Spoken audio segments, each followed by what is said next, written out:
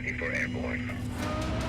Can you take successful gamers Cleared for takeoff, 3 souls on board. and turn them into successful racers? They're the very best of the best in the gaming world from 7 territories, but there's only 1 race contract available. Okay, Chapman go. Let's start the show. Climbing through 2,000 feet. So they have to beat not only their teammates in the first instance, in the final race they have to beat the other countries to win the prize. Nation towers, Abu Dhabi in sight. We're here at Abu Dhabi to give the gamers a taste of the luxury fantasy lifestyle. Wow, an amazing place. Incredible. GT Academy, Abu Dhabi. The chance of a lifetime. Every team is guided by a professional. I want to see them thinking like race car drivers and not gamers. Chasing the dream job. This prize can genuinely change their life.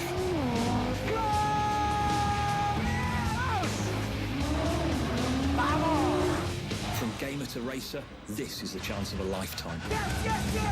Yes. Touchdown.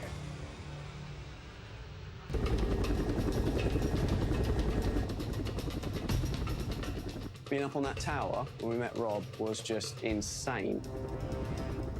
Someone said it was 500 metres high. And we're standing there, and there's this chopper circling us, and we're like, what? I think we were all just a bit shell-shocked, really, to be up there, and I didn't want to look over the edge, to be honest with you, because I'm not a great fan of heights, so kind of avoided that.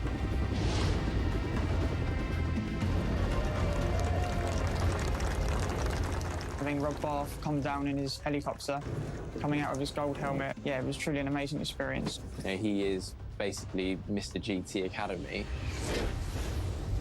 My role as head judge is to work very closely with the mentors and with the track instructors to monitor the progress of the gamers to ensure that ultimately we find the best racing prospect. Rob certainly made an entrance. He came in a very posh helicopter, so you can't really make much more of an entrance than that.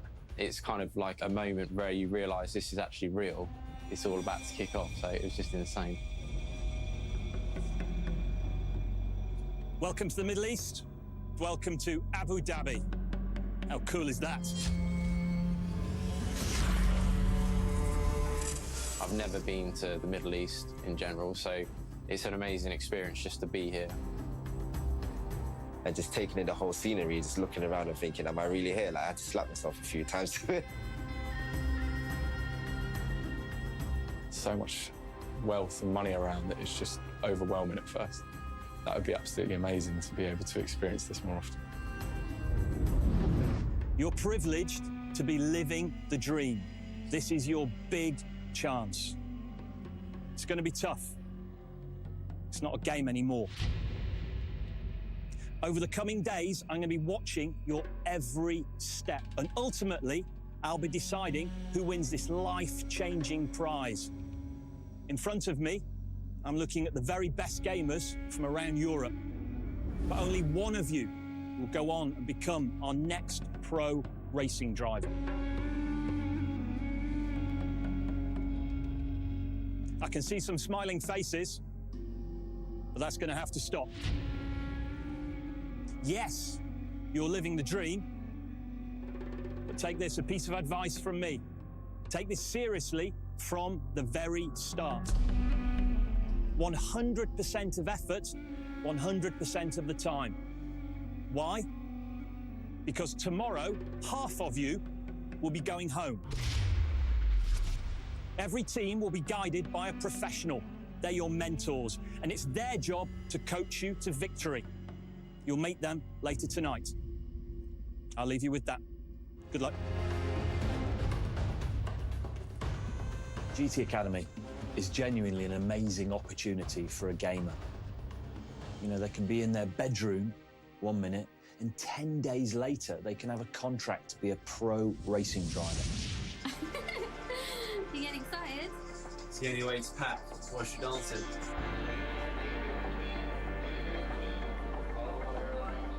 This is Stinky, and he is my lucky mascot. Wave to the crowd. I'm excited to see how I stack up against the competition and nervous about that at the same time. So, you know, I've been training hard, preparing as best I can for it. Win! We're not allowed to come home! No pressure. I'm feeling incredible. This is just surreal. To be here and GT, it's all getting real now. A little bit nervous. It's starting to kick in, really, but really excited to what's going to be coming ahead. Something I've always wanted to do. Wish me luck. We've spent 3 months preparing, and then you almost don't believe that you're going to go. And then you get through departures, and you check your bag in, you meet your other competitors, and it's like, oh my God, we're actually going. I'm buzzing to just get in the cars, basically, and hit the track ASAP. Obviously, we're all watching Rush.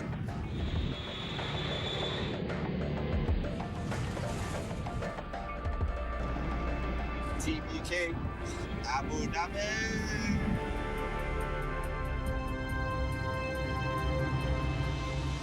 We have 7 territories, but only the quickest gamer from each territory can go through to the final race. And of course, they're in with the chance of winning an actual racing contract. The mentor's job is to extract the best performance from the contestants. I'm Max Chilton. I've raced Formula 1 for 2 years and in the LMP1 World Endurance Championship. It's their job to motivate and train their gamers and ultimately choose the one person who will compete for them in the final challenge. Welcome, gents. I'm your mentor for the week. I'm Max. Me and Max are very, very exciting. I mean, I see him on F1 all the time. I'm here to give you as much advice as you require, and most importantly, treat me like a friend. I can imagine you're all under pressure, and you want to make the most of your once-in-a-lifetime opportunity. So, you know, feel free to ask me anything. I'm definitely looking forward to learning a lot from Max because, you know, he is living the dream. He's been in Formula 1. So, yeah, I'm just honoured to be in his team. What amazing place this is at Abu Dhabi. This is a Formula 1 circuit. I dreamt of being a Formula 1 racer one day, and I got that opportunity. I raced here a couple of times. It's a fantastic circuit. You're obviously here as a team, but you are against each other. Only one of you will get the chance to race against the other nations. The gamers have to learn fast. It's a pack mentality, and they have to jump out and stand out.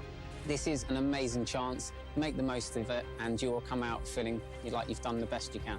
You know that what he's saying to you is the absolute best thing to do because he's been in Formula 1. I know you're all very good gamers, so get on the simulators now and show me what you've got. If you'd have asked me 7 years ago, can you compare gaming to racing? I'd have said, maybe. But we've got a proven track record now. We've taken students and we've seen them on the podium at Le Mans. You know, 500,000 people played online. I think it was the hardest online competition that ever has been on GT Academy. You've got to show progression the whole way through and that determination to learn. And I think a few of my drivers have got what it takes.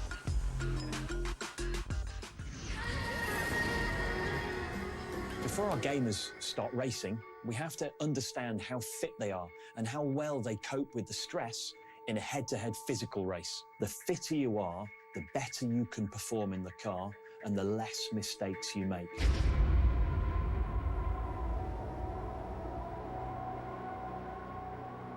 It looks like a scene from a movie. It looks like somewhere nobody's been for 100 years. There's just dust and heat, and that is it. There is no shade. The Wadi survival race is not only a physical challenge, it's a test of how far the gamers are willing to push themselves, both physically and mentally. Guys, good morning.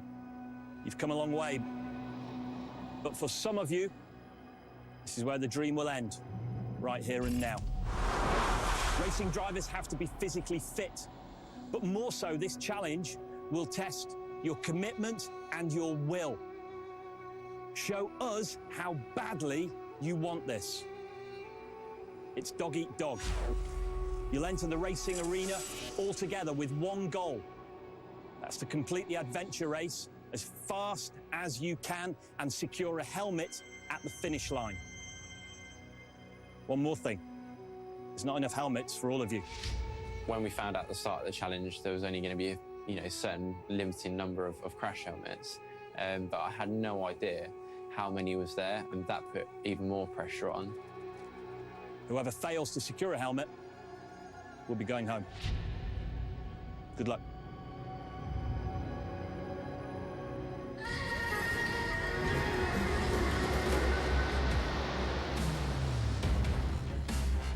He just looked a bit blank. We need a doctor over there. I think his body had just gone into shock.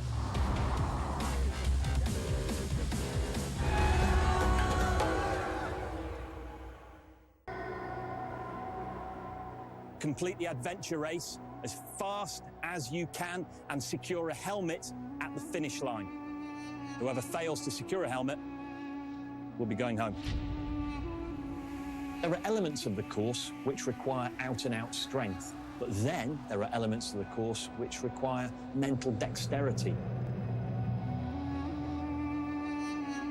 We're lined up there and I'm thinking, a couple of people are going out here and it really could be me. I've definitely got one man I've got my eye on who seems to be at the top at the moment, so I'll be trying to hunt him down, definitely. As he was a former GB athlete, I knew his fitness levels should be pretty strong. 3, 2, 1, go!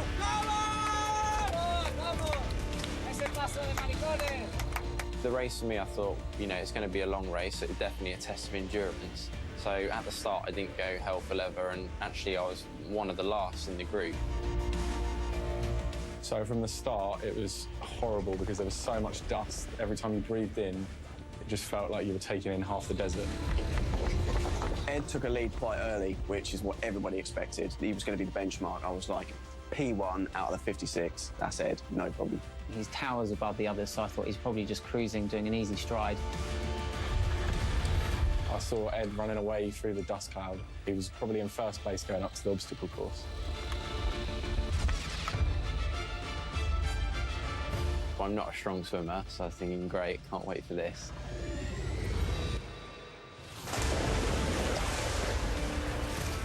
And then the next thing I suddenly noticed is Ed struggling to even walk. So I went past him and said, are you okay? How are you getting on? And he didn't really give anything back. Come on, Ed! I passed Ed and I looked at him and I was like, come on, Ed, let's do it. Come on, man. And he just looked a bit blank. He just dropped back and that was the last I saw of him. Oh my God, he's absolutely bonked. I wasn't expecting someone to go downhill that quickly, but I think his body had just gone into shock. We really, really need the doctor.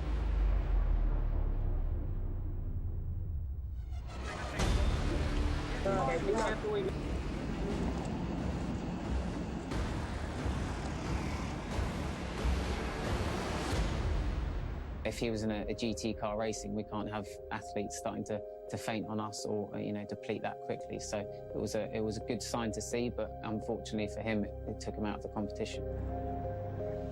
To lose the most athletic member of the UK team at the first physical challenge was a shock to everyone. It just shows you how tough the physical challenge really was.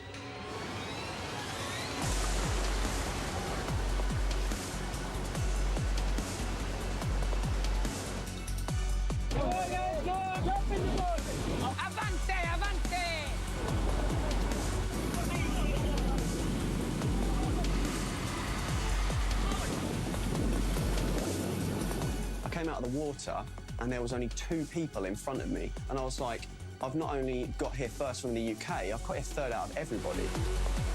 I thought I was going to be dead, and then everybody started jumping back around me. And then I got to the swim, and I just powered past everybody. I don't know why. My name's Jim, I'm 26, and I'm from Cambridge. I've wanted to be a racing car driver since, well, before I can remember. It's just been that thing that's always with me.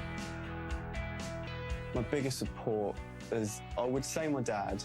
He's pushing me from the back.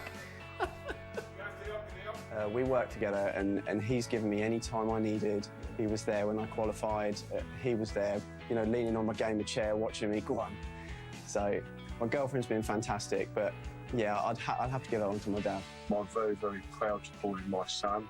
I'm very proud to call him my best mate. Good luck, Timbo. Working with my dad is fantastic, but you know, being a racing driver is one of them things that anybody here, any of the 56 will tell you, that's the dream. I worked very hard to get here because I really believe that I can win. I have the potential to win, and that's what I'm doing every day. I'm not just like, try and get through this challenge. It's like, I want to smash this challenge so that I can get to the next one and I can win.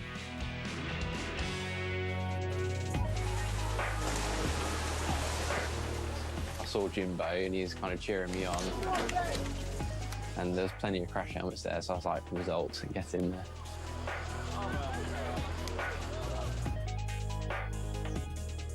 Saw there was a helmet on the table, and again, it was just a massive weight lifted off my shoulders to be able to see that and actually pick that up and actually have an achievement at the end of all that sort of pain.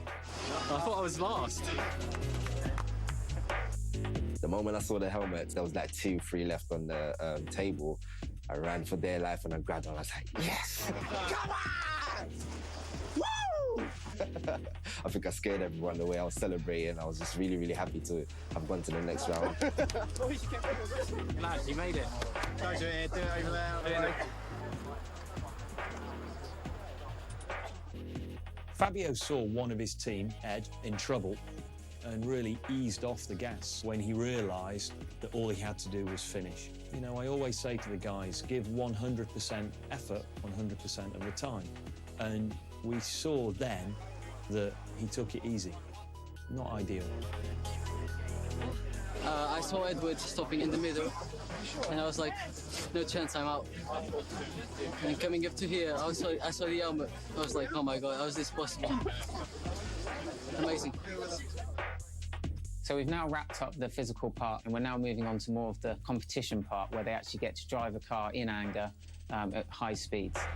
Yas Marina not only has a fantastic Grand Prix circuit, it has a World Championship level drag strip. It's not just getting away from the lights and then keeping a foot flat. They're getting a lot of wheel spin, second, third, even fourth gear. Be interesting to see who's got that ability to not feel the pressure.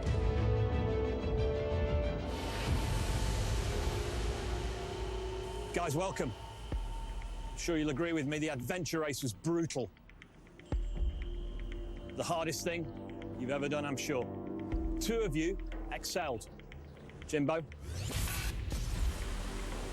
and Ben.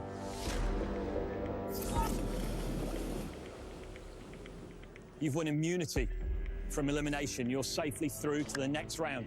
Just the relief that you're not going to have to fight again for your life is just, you know, that's such a good feeling.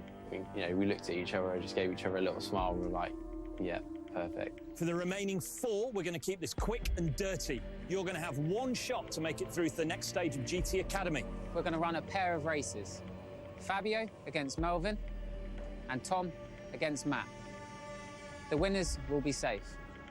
The losers, your journey will end here, boys. Good luck. When Rob told us that we'll be doing the drag race as an elimination decider, it was very tense. The feeling knowing that you're safe and then coming straight into another elimination was quite a shock. If they make the smallest of errors, if they crack under pressure and miss a gear, the course is only 15 seconds in length. They'll be going home.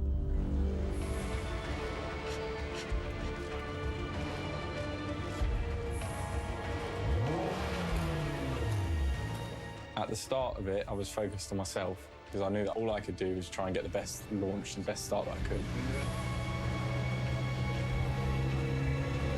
Understandably, I was a bit nervous at the time, but at the same point, it's 15 seconds, get there, do it, get it over.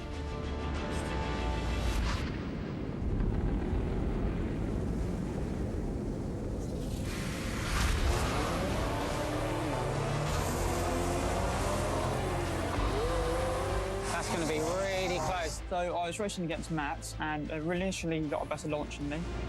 The second phase of the start, he had too much wheel spin to boggle down. I was in front of him, and as I went to third gear,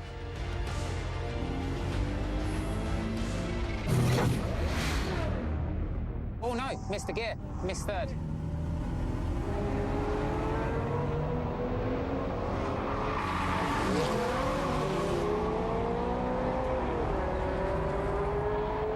Matt got that one just. Wow, you were lucky.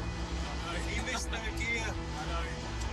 But to be fair, he definitely got the better start until Tom missed his second to third gear change. Tom So had that.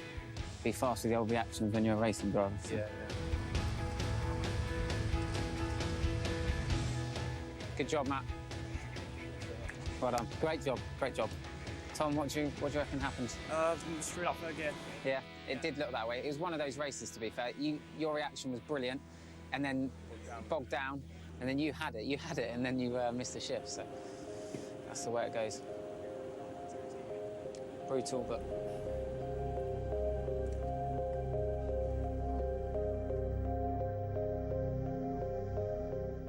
It is very frustrating to get at this early stage. I do believe I had a lot more to give. So yeah, it's just one of those things.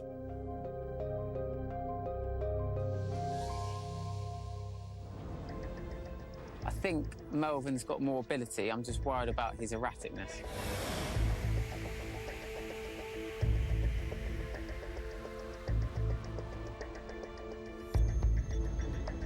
I'm not convinced that Fabio has what it takes. Air-to-air challenges are really hard because one small mistake can ruin your whole race.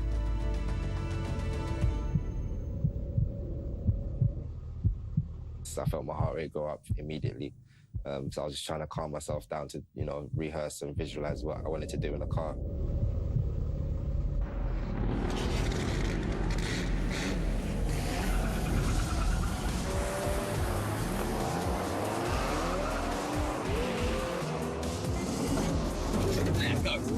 Got off to a great start. I was leading the race for the first few seconds.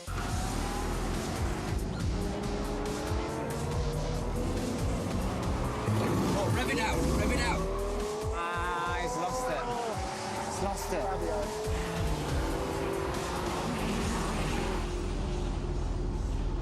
Fabio winning that race was a bit of a shock to me, so maybe there's more to Fabio than meets the eye. You can never judge a book by its cover, can you? The only reason we didn't win that is because we changed up from second to third at 4,000 RPM. Rev it out, rev it out. So we lost all that power. We need to let it rev out to the red line, then change gear. It was devastating that I lost, to be honest. Guys, great job, Fabio. You got the job done. You've secured your place, so enjoy yourself and have a good night. Melvin, come have a word. Mate, I'm gutted. I'm genuinely gutted with him. What happened? I shifted too early because the wheel spin. Last time I went on a practice run, I shifted it. Just a bit nervous. Quickly, yeah, and it just kept going until third gear. So I thought if I shift a bit early, I wouldn't catch the traction. But I worked quite hard to get here. I'm still grateful that I made it this far into the competition, but I'm very, very gutted that I couldn't progress any further. So yeah, just shame.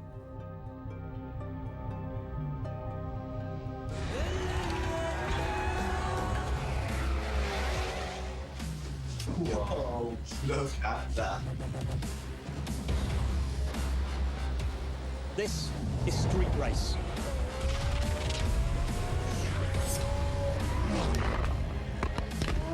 Whoever loses that race will be going home.